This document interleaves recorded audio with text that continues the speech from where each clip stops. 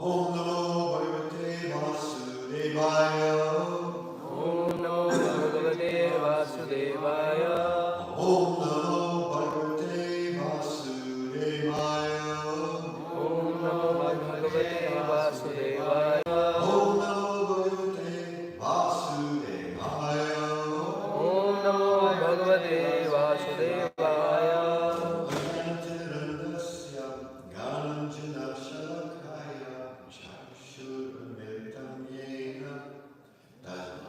Shri Gurave Namaha, Shri Chaitanya Manobhishtam, Shtapitam Yena Bhutale, Swayam Rupa Kadamayam, Tadapi Swapadantikam, Vandeham Shri Guru, Shri Yudapadakalam, Shri Guru Vaishnavam Cha, Shri Rupam Sagrajatam, Sarana Raghunatam Vitam, Tam Sujivam, Sarvaitam Sadhunam, Harijana Sahitam, Krishna Chaitanya Devam, Shri Radha Krishna Padam, Sahagana Lalita, Shri Vishakam Cha, Hey Krishna Karuna Sindhu, Dinabandho Jagatpate, Gopesha Gopika Kanta,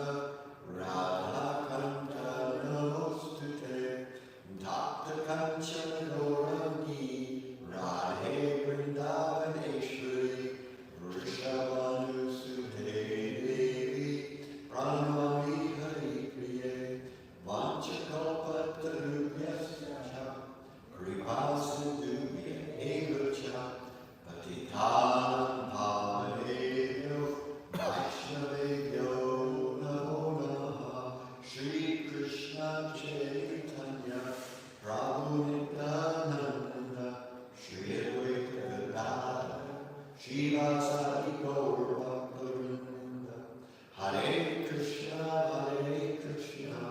Krishna Krishna, Hare Hare, Hare Rama.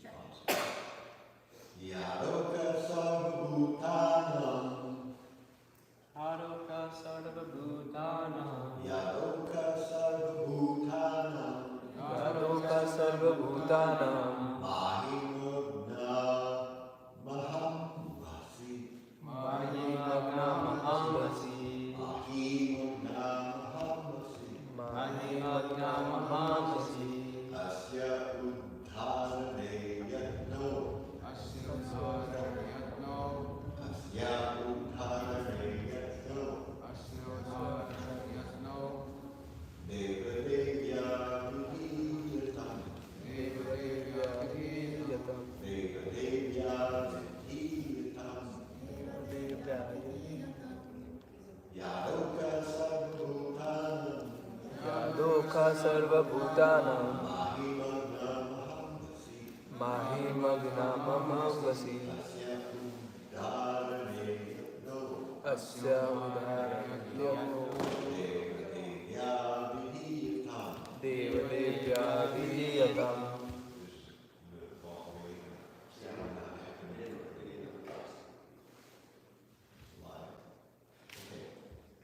Yadoka sarvabhutanam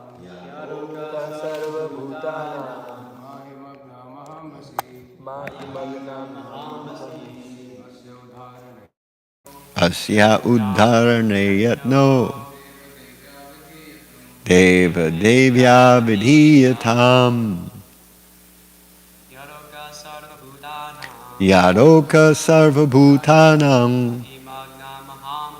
mahimagnamahambasi asya uddharane yatno deva devya vidhiyatam. Ladies, yadoka sarvabhutanam mahimagnamahambasi asya uddharane yatno deva devya vidhiyatam. Ladies, yadoka sarvabhutanam mahimagnamahambasi asya uddharane yatno deva devya vidhiyatam. So the translation to that verse is, O Master of the demigods, please attempt to lift the earth which is merged in the great water, because it is a dwelling place for all living entities. It can be done by your endeavor and by the mercy of the Lord. So we can do this responsively. O Master of the demigods, please attempt to lift the earth which is merged in the great water, because it is a dwelling place for all living entities. It can be done by your endeavor and by the mercy of the Lord. Okay, so there's a tiny purport here. The great water mentioned in this connection is the Garbhodaka ocean, which it fills half the universe. So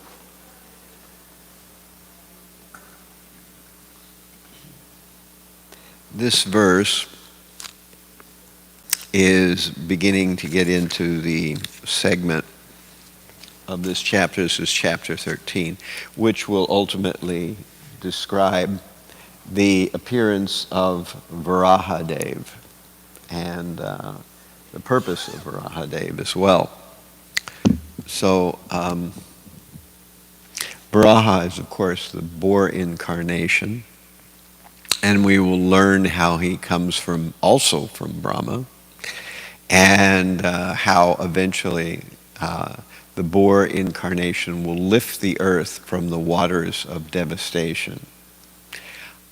Now, this happens not once, but a number of times, at least 2 times. And in one occasion, the boar incarnation simply lifts the earth from the Garbha ocean. And in another incarnation, he not only lifts the earth, but he has to fight with Hiranyaksha. So both of those are different pastimes. They're very similar in some ways, but one has the battle with Hiranyaksha and the other does not. And the boar is differently colored in these 2 pastimes, although I don't remember off the top of my head which color he fights Hiranyaksha with. All right, so we were hearing before about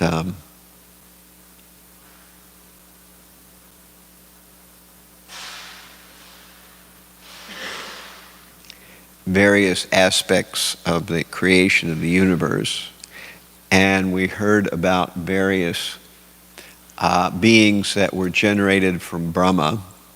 But now in this chapter we're moving towards this pastime, which Maitreya is going to explain about the emergence of Lord Boar. And it's interesting, I thought I'd mention it, because of course in the outside world, the idea of the Supreme Lord appearing as a boar seems quite strange, very difficult to understand. And in our modern world, if anything seems like mythology or some kind of fanciful idea, it would be a pastime like this, you know.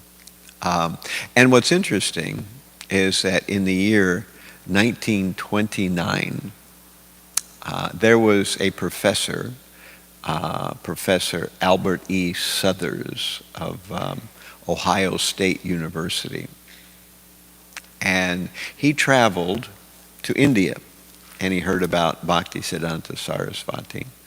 So he wanted to meet with Bhaktisiddhanta Sarasvati, and after some arrangements, it was set that he would meet Bhaktisiddhanta Sarasvati in Krishna Nagar in Calcutta area. So they came together, and of course, Albert Southers was, an American professor, and he, of course, had all the misconceptions that you might expect. And, he can hardly be blamed. The issue is, of course, that the Western understanding of the actual philosophy of the Vedas is slight. There's only a little bit actually understood about what the philosophy really is.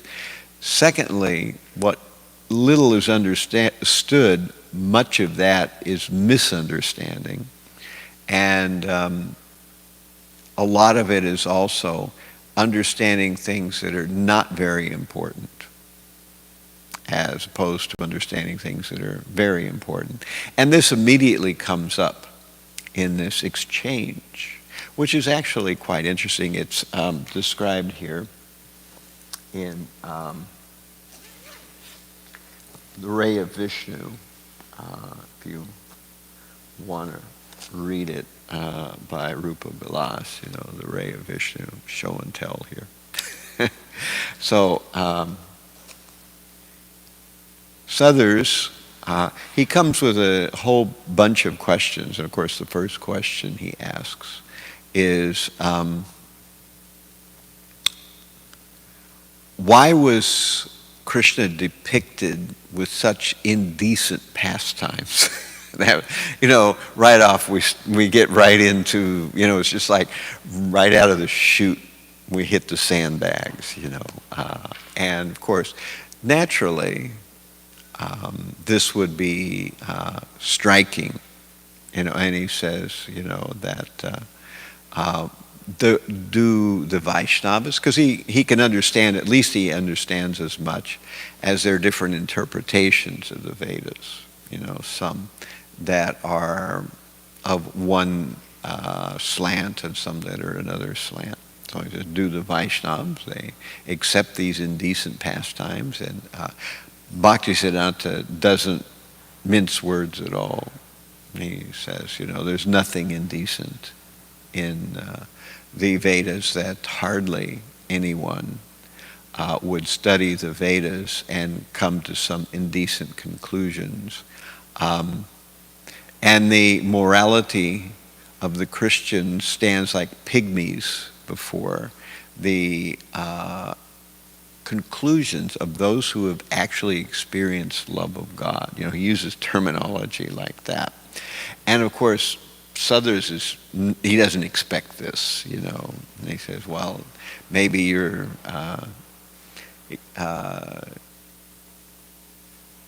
giving me some chauvinistic attitude about Christianity, and Bhaktisiddhanta immediately counters, saying that no, that we are better Christians than the Christians, that we understand what the real purpose of morality is.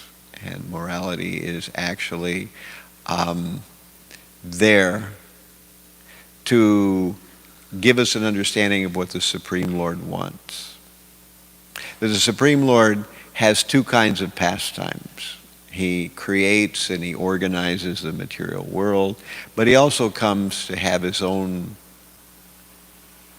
lila, or his own activities in the material world, which have nothing to do with his creating of the material world. And when he comes to have his own exchanges with his devotees, these are not like the everyday pastimes of girls and boys. In fact, these stand way above that, because the Supreme Lord is the Supreme Lord. There's nothing he can derive from one of his tiny parts and parcels. I mean, he is the beauty. He is the power. He is the knowledge of everybody. So what can he actually get from someone else? And the answer is there's only one thing that he can get, and that is he relishes the attitude of devotion from his small parts and parcels. That's what he does. He relishes it. So it's not about romance the way we understand it. Of course, Bhaktisiddhanta talks about this. And then the topic goes to, the idea of Therianopathy. What is it called?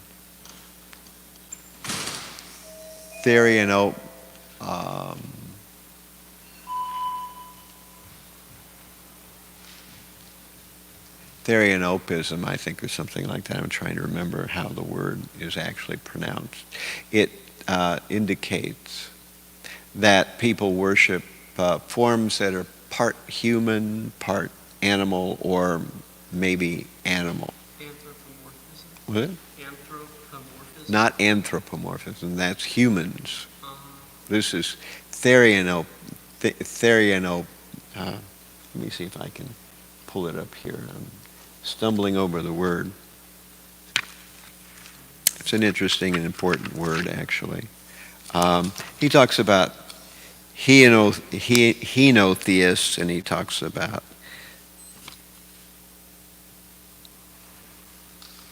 I'm almost there.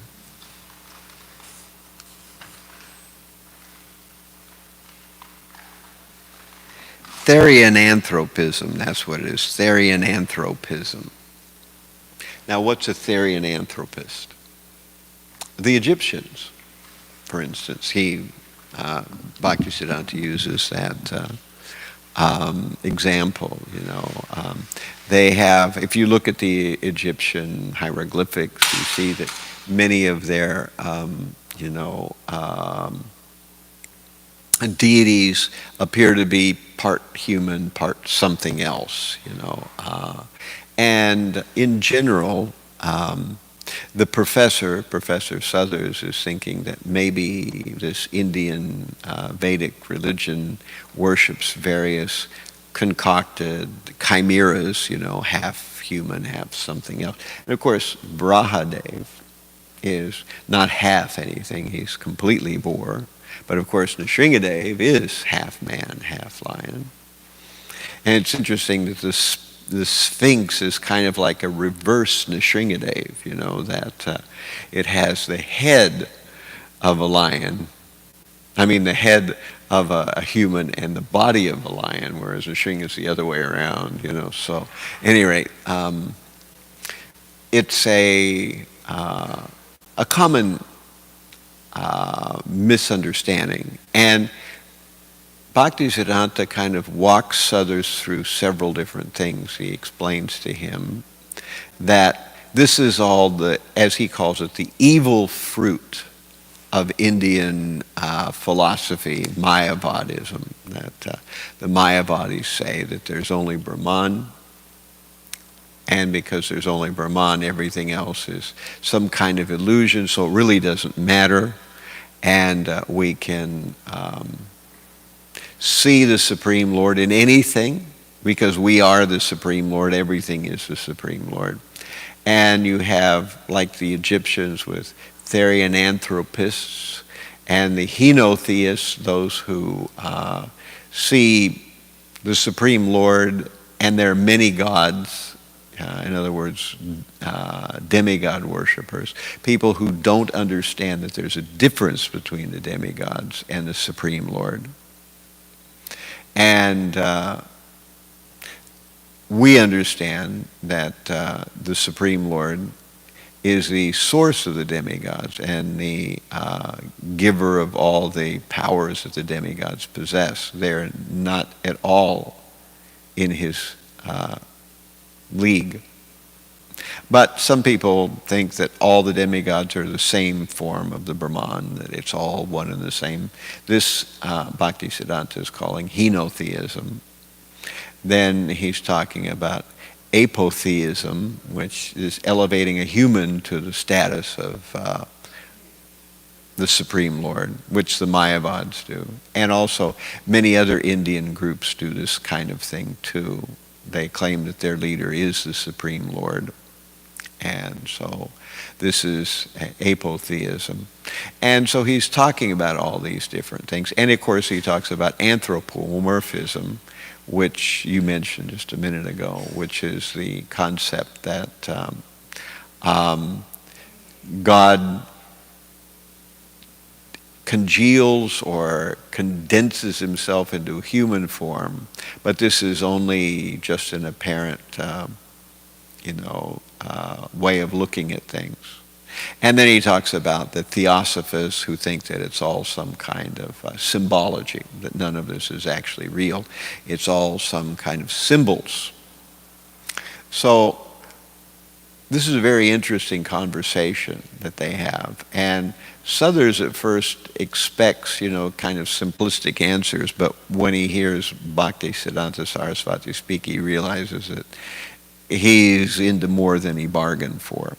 And that Bhaktisiddhanta is not only very capable of answering his questions, but these answers are not, wishy-washy, dogmatic answers.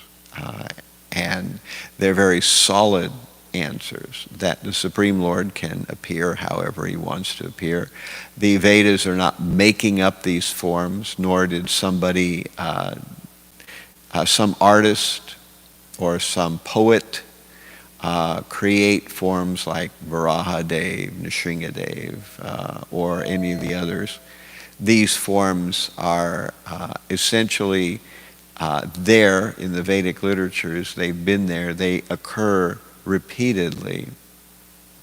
And the Supreme Lord comes in these forms to perform some activity.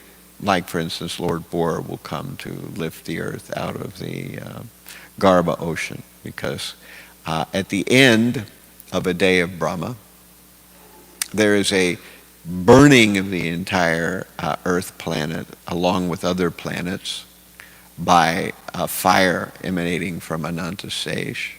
Then there's a great deluge, and the earth and the other planets are dissolved or merged into the Garbha ocean. So then they need to come back out again.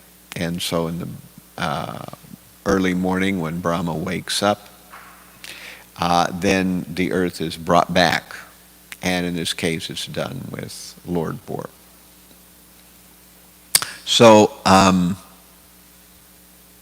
There's more I could say about that, but today also happens to be the disappearance day of Srivas Thakur or Srivas Pandit. So this is one of the Panchatattva that we don't really hear often very much about. So I thought I'd say a few words. We'll see how far I get. We've got time restrictions, and there's quite a lot to say. And it's very interesting to understand that, of course, Srivas Pandit is like Advaitacharya, older than Chaitanya Mahaprabhu, quite a bit older. As a matter of fact, Srivas Pandit's wife, Malini, was friends with Mahaprabhu's mother,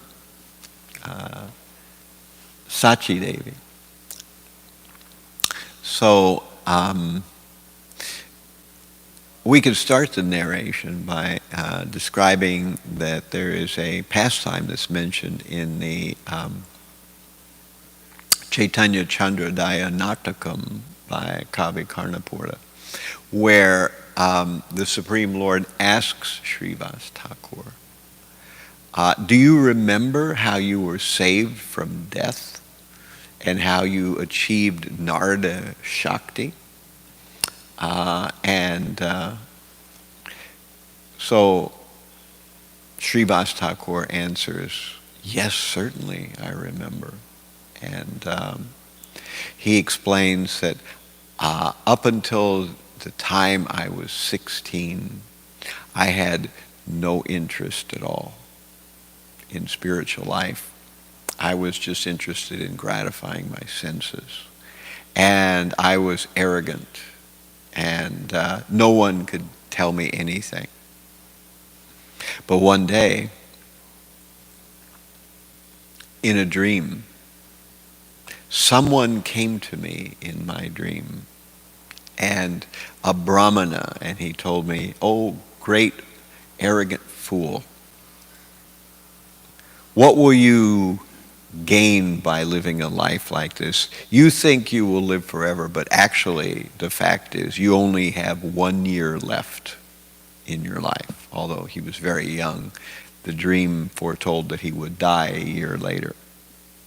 And so will you waste the last moments of your whole earthly existence in this pursuit of material satisfaction?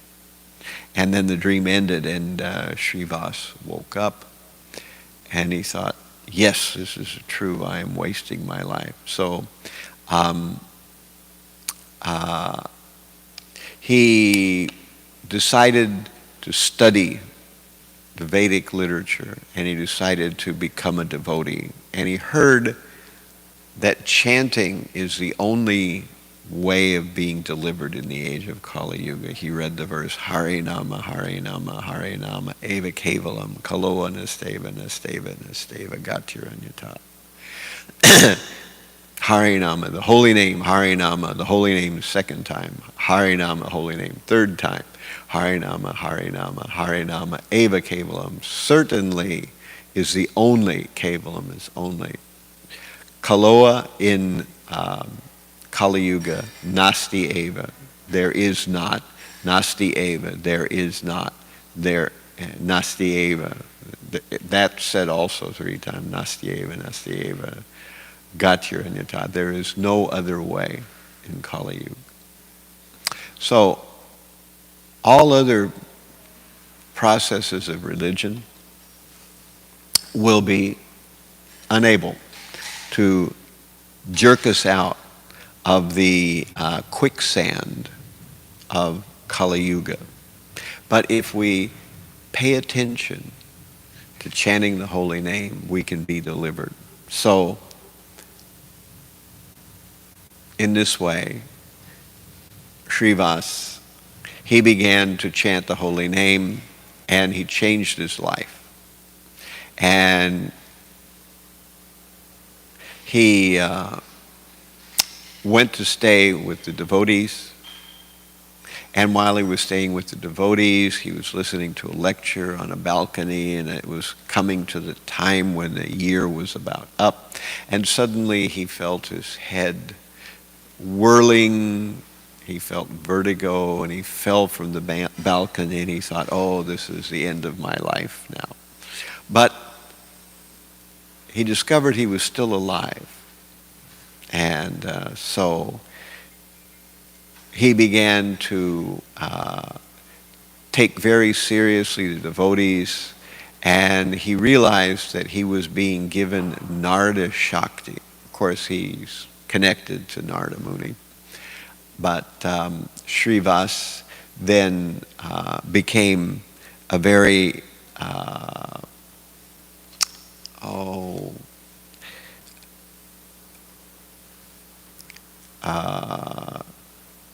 devout follower of Chaitanya Mahaprabhu.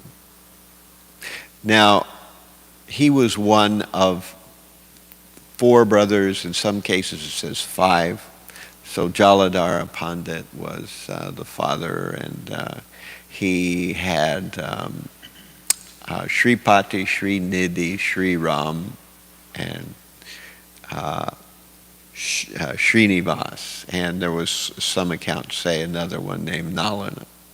So these brothers, they stayed together, and they were very careful in trying to focus themselves on spiritual life.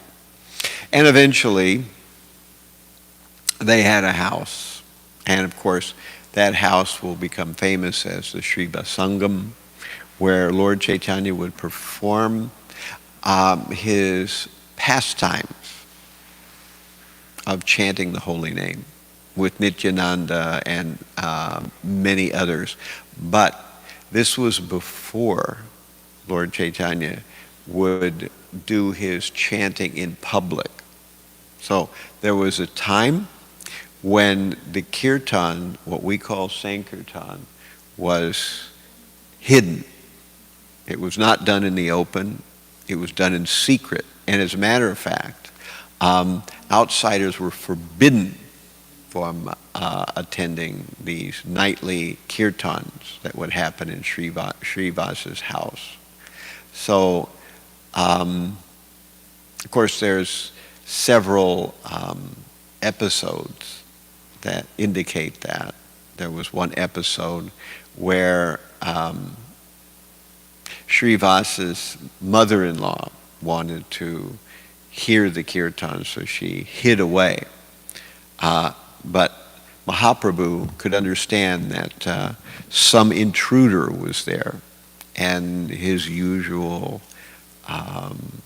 ecstasy was not coming. So he could understand that there was some intruder in the midst of the chanting devotees, and of course then she was ejected from the Sangha. And of course another time there was a brahmachari who was very pure and very austere. He only drank milk. He didn't eat anything other than just drinking some milk. And so he begged Srivas to allow him to hear the chanting. And so Srivas hid him, and the brahmachari was eagerly awaiting to hear this chanting and dancing. In the night, in Srivas's home, Lord Chaitanya would begin to sing, or sometimes someone else would sing. And then they would start dancing, and sometimes they would float as if they had no gravity. Sometimes they would laugh. Sometimes they would try to grab each other's feet. Sometimes they would collide in the sky and come crashing down. And it says as if the earth had collided with another planet. And sometimes their teeth would rattle, sometimes they would shake. And all these amazing things would happen as they would go through various ecstasies in these night pastimes during the singing. And so after some time, Lord Chaitanya stopped the kirtan and he said, I sense again we have some intruder here. Why does ecstasy not come? And Srivas kind of was sweating a little bit because he understood that he knew he wasn't supposed to allow anyone in, but he had allowed this brahmachari. And he said, oh my dear Lord Chaitanya, there are no atheists or non-believers or sense gratifiers here. There's only one brahmachari. And he is very, very austere. He only drinks milk. And Lord Chaitanya roared, do you think that you can achieve love of God just by drinking milk? So Lord Chaitanya was very angry, and he said, bring this brahmachari here. And the brahmachari was terrified. He didn't know what would happen next. But he thought, well, whatever happens, even if the Lord kicks me or punishes me or kills me or whatever, I got the chance to hear a little bit of this kirtan, so it was worth it, whatever happens to me now. So Lord Chaitanya, though, was merciful. And he said, do not think that just by austerity you can develop love of God. You must take process of chanting, and you must change your life and engage in devotional service on a regular basis. And in this way, he put his feet on the head of the brahmachari, and the brahmachari was therefore benedicted by Chaitanya Mahaprabhu. Of course, when the Srivas Sangam had first started, Lord Chaitanya, at one point, he came to Srivas and said, Srivas, just see the Lord you worship. And he walked up and got on the Vyasasana on the altar. And of course, this was his manifestation for 21 hours, where he manifested his actual divine form with 4 arms even, etc., etc. And also in the Srivas Sangam, at one point he revealed his Sadbhuj to Nityananda. And also in this particular Srivas, home of Srivas, there was this puja for Lord Chaitanya. So many of these episodes happened in this special place. And on another occasion, while Lord Chaitanya was chanting, the devotees were sweating. It was very intense. And Srivas was called by his wife, and he went and found out that his son had died while the kirtan was going on. And his wife, of course, was crying, and the other ladies were upset that the young boy had died. And Srivas said, if your crying stops Lord Chaitanya in exhibiting his pastimes of ecstasy, I will take poison. So they were all terrified, and they kind of tried to not make much sound, but they were very disturbed. And Lord Chaitanya went on chanting for several hours. And then at the end of the kirtan, when it was starting to become morning, Lord Chaitanya said, Srivas, I sense there's something not right. There seems to be some sadness in the air. What has happened? And Srivas tells Lord Chaitanya, well, my son left his body. And Lord Chaitanya said, your son died and you didn't tell me? And Srivas said, my dear Lord, whatever happens, your kirtan is more important than anything else. It is benedicting the whole world. And even if my son has died, he died while hearing your kirtan. So such a death is a wonderful death. How could there be any misfortune in such a situation? So Lord Chaitanya, he wanted to see the body of the child. So Lord Chaitanya went to the back where everybody was. And Lord Chaitanya saw the young boy and he said, my dear boy, why have you left your mother and father so untimely? And as Lord Chaitanya said that, the boy sat up and his soul came back into the body. And he began to speak. And he said, my dear Lord, you are the supreme. I am just a tiny living entity, and I travel from life to life. And traveling from life to life, I have sometimes these parents, and I have sometimes some other parents. But somehow, I don't know why, I must have done some type of immense pious activity or credit to have been able to have been allowed to take birth in this family of Srivas and Malini, and to get your association and to hear this Maha Mantra, especially as you chant it in such great ecstasy in the night pastimes that you have.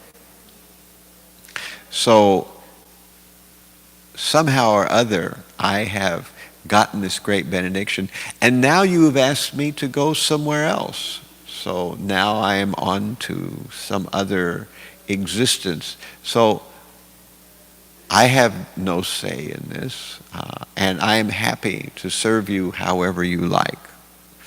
And so when the boy explained these things, then everyone felt a sense of relief, and they could understand that the Supreme Lord sees a much bigger picture than we do. Of course, for us, death seems like a final curtain call. It seems like the end, and from that point we can never associate with that person again. But we have many lives, and we go from one to another.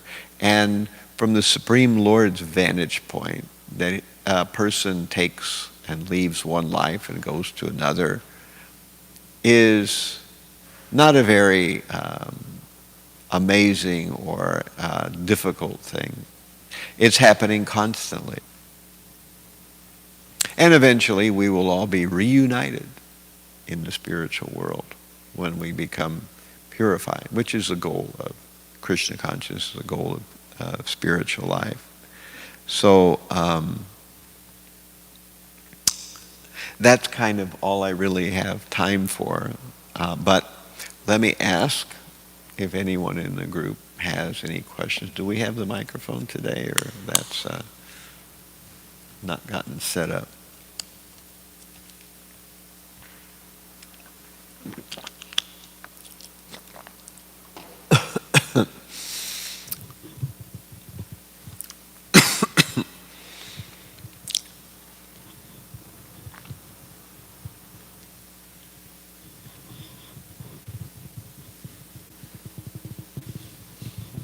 I'm curious to know more about this pastime with Bhaktisiddhanta Saraswati Thakur, and how this professor became interested in him to begin with, and how their relationship existed outside that conversation.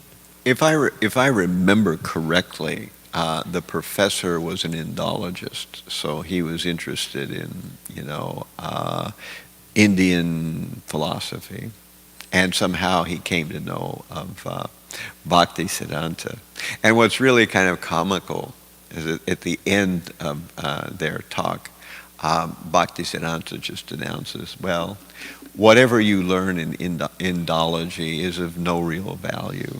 and that you cannot know anything about the Supreme Lord or his pastimes or the various forms that he takes unless you take full shelter of an acharya and take initiation from him and begin to perform the process of bhakti yoga. So he kind of like tells the professor that you should surrender, and of course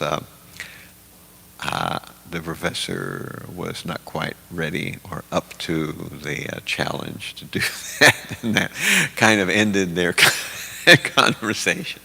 But Professor Sadhus was certainly very taken by Bhaktisiddhanta. I mean, Bhaktisiddhanta was such a imposing personality. He had an eidetic memory. He could remember things, and he used the kind of vocabulary that even most professors don't use, or even most philosophers don't use. You have that kind of really super elevated, English that most people have to sit with a dictionary next to them to decipher what Bhaktisiddhanta is saying. Of course, there's a reason why he used that kind of terminology.